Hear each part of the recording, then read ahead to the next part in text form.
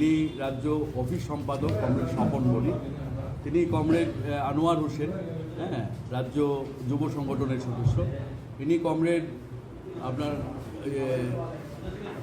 শাহজাহান মিয়া, হ্যাঁ, তিনি পার্টির জেলা কমিটির সদস্য, ইনি কমরেড আবিদ হোসেন, হ্যাঁ, তিনিও পার্টির জেলা কমিটির সদস্য।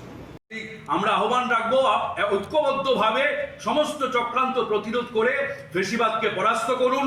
দেশ এবং জাতির এবং এই আধুনিক ভারতের ভিত্তি সংবিধানকে রক্ষার জন্য আপনারা ঐক্যবদ্ধ হন, আরো আমাদের শক্তিকে আরো সংহত করুন এবং 2024-এর যে বৃহত্তর লড়াই, যে নির্ণায়ক লড়াই, যে ফ্যাসিবাদকে দিল্লির ক্ষমতা থেকে ক্ষমতাচ্যুত করা, সেই লড়াইকে জোরদার করুন। এই আহ্বান আমি আপনাদের মাধ্যমে ত্রিপুরার এবং বক্সনগর এবং ধনপুরের নির্বাচক মণ্ডলীর কাছে রাখতে চাই। ধন্যবাদ। সুপ্রিম কোর্ট যে রায় দিয়েছে সেটাকে নরেন্দ্র মোদী সরকার সেটাকে অবজ্ঞা করেছে এবং সেটাকে বাতিল করে দিয়েছে। এবং আমরা কিন্তু স্বাধীনতার পরে এমনটা দেখিনি কখনো যে দেশের সুপ্রিম কোর্টের প্রধান বিচারপতির বিরুদ্ধে এরকম বিদ্বেষমূলক ক্যাম্পেইন আজকে সরকার করছে, বিজেপি সরকার, কেন্দ্রীয় সরকার করছে। কাজে এই যে পরিস্থিতিটা, এই যে পরিবেশটা, হ্যাঁ, আজকে কেন্দ্রীয় নির্বাচন কমিশনার নিয়োগ নিয়ে যেটা করছে, এটার তো অর্থ এটাই বোঝায় যে 2024-এর আগে যে কোনো নির্বাচন বিজেপি যে কোনো প্রকারে জিততে চায়। এরকম হওয়ার সম্ভাবনা আছে? সম্ভাবনা যথেষ্টই আছে। এরা ফ্যাসিবাদী শক্তি, এদের কাছে ক্ষমতা ছাড়া, সত্তা ছাড়া, ক্ষমতা ছাড়া এদের কাছে দ্বিতীয় কিছু নেই। কাজে এরা ক্ষমতা যে কোনো প্রকারে দখল করা।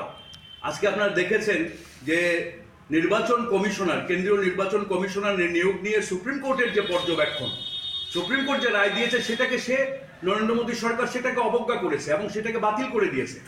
এবং আমরা কিন্তু স্বাধীনতার পরে এমনটা দেখিনি কখনো যে দেশের সুপ্রিম কোর্টের প্রধান বিচারপতির বিরুদ্ধে এরকম বিদ্বেষমূলক ক্যাম্পেইন আজকে সরকার করছে, বিজেপি সরকার, কেন্দ্রীয় সরকার করছে। কাজে এই যে পরিস্থিতিটা, এই যে পরিবেশটা, হ্যাঁ, আজকে কেন্দ্রীয় নির্বাচন কমিশনার নিয়োগ নিয়ে যেটা করছে, এটার তো যে দুপুর 12টার পরে বিরোধী দলের প্রার্থীদের তুলে নিতে হবে, তাহলে এই ষড়যন্ত্র তিনি তৈরি করেছেন এটাই তো প্রমাণ করে।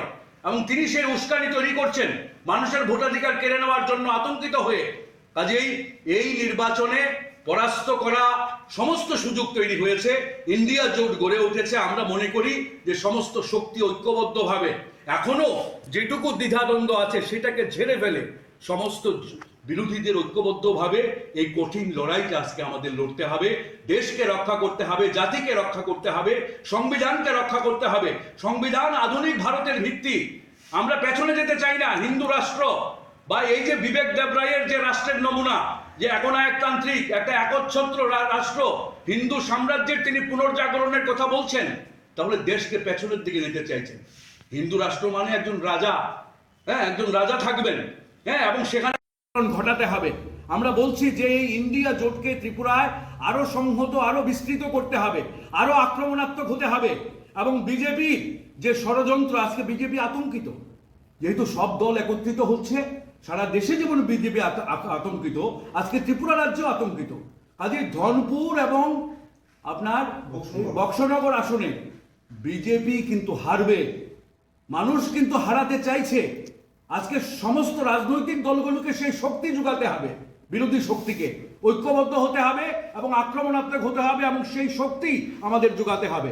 আমরা সিপিআইএমএল, আমরা এই পূর্ণ শক্তি দিয়ে, আমাদের যে ছোট ক্ষমতা সেটা দিয়ে আমরা আহ্বান রাখবো ধনপুরের নির্বাচক মণ্ডলীর কাছে, বক্সনগরের নির্বাচক মণ্ডলীর কাছে, আপনারা প্রস্তুত হন।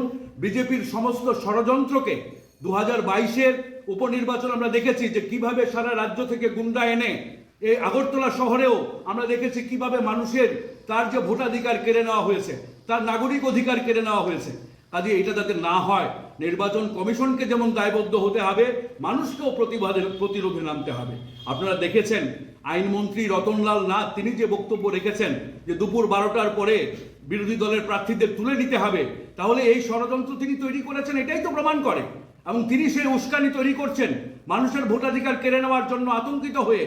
কাজেই এই নির্বাচনে পরাস্ত করা সমস্ত সুযোগ তৈরি হয়েছে, ইন্ডিয়া জোট গড়ে উঠেছে। আমরা মনে করি যে সমস্ত শক্তি ঐক্যবদ্ধভাবে এখনো যেটুকু দ্বিধাদ্বন্দ্ব আছে সেটাকে ঝেড়ে ফেলে সমস্ত বিরোধীদের ঐক্যবদ্ধভাবে এই কঠিন লড়াইটা আজকে আমাদের লড়তে হবে। দেশকে রক্ষা করতে হবে, জাতিকে রক্ষা করতে হবে, সংবিধানকে রক্ষা করতে হবে। সংবিধান আধুনিক ভারতের ভিত্তি।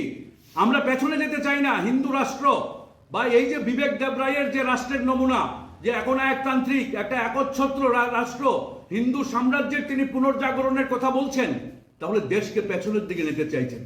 হিন্দু রাষ্ট্র মানে একজন রাজা, হ্যাঁ, একজন রাজা থাকবেন, হ্যাঁ, এবং সেখানে গণতন্ত্র, সংবিধান বলে কিছু থাকবে না, আইন বলে কিছু থাকবে না। কাজে এই পেছনে আমরা যেতে চাই না। আমরা আধুনিক ভারতকে আরো এগিয়ে নিয়ে যেতে চাই। আমরা সেই লক্ষ্যে দেশকে রক্ষা করার জন্য এই দুটি উপনির্বাচন অত্যন্ত গুরুত্বপূর্ণ আজকে ত্রিপুরার গণতান্ত্রিক মানুষের কাছে, ত্রিপুরার নির্বাচক মণ্ডলীর কাছে। কাজেই আমরা আহ্বান রাখবো ঐক্যবদ্ধভাবে সমস্ত চক্রান্ত প্রতিরোধ করে ফেসিবাদকে পরাস্ত করুন। দেশ এবং জাতির এবং এই আধুনিক ভারতের ভিত্তি সংবিধানকে রক্ষার জন্য আপনারা ঐক্যবদ্ধ হন, আরো আমাদের শক্তিকে আরো সংহত করুন এবং 2024-এর যে বৃহত্তর লড়াই, যে নির্ণায়ক লড়াই, যে ফেসিবাদকে দিল্লির ক্ষমতা থেকে ক্ষমতাচ্যুত করা, সেই লড়াইকে জোরদার করুন। এই আহ্বান আমি আপনাদের মাধ্যমে ত্রিপুরার এবং বক্সনগর এবং ধনপুরের নির্বাচক মণ্ডলীর কাছে রাখতে চাই। ধন্যবাদ।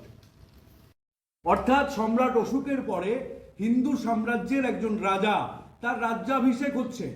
সংসদ ভবন, জানেন, নতুন সংসদ ভবন একটা রাজপ্রাসাদ, সেখানে নরেন্দ্র মোদী একজন হিন্দু রাজা এবং তার একটা রাজ্যাভিষেক হচ্ছে। এরকম ভাবে দেশের একজন অর্থনীতিবিদ, যিনি সাধারণ অর্থনীতিবিদ নন, নরেন্দ্র মোদীর অর্থনৈতিক উপদেষ্টা কমিটির চেয়ারম্যান, তিনি এরকমটা বলছেন এবং এরকমটা লিখছেন এবং নতুন সংবিধান লিখেছেন উনি। তো নতুন সংবিধানটা কেন?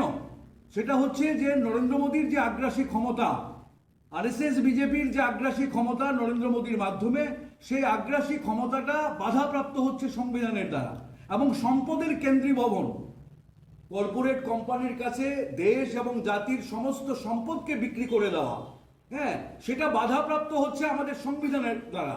কাজে সংবিধানটাকে আস্থা করে ফেলতে হবে, সংবিধানটাকে ছিন্ন ভিন্ন করে দিতে হবে এবং এটা একটার পর একটা আঘাত করছে। এখন এই পর্যায়টায় পরে এখন নতুন সংবিধান তারা লিখে ফেলেছে এবং সেই সংবিধান তারা সামনে নিয়ে আসবে। কাজে দেশ এবং জাতির সামনে সমূহ বিপদ। স্বাধীনোত্তর ভারতবর্ষে যে ভারতবর্ষটা আমরা পেয়েছি, হ্যাঁ, যে বহুত্ববাদী ভারতবর্ষ,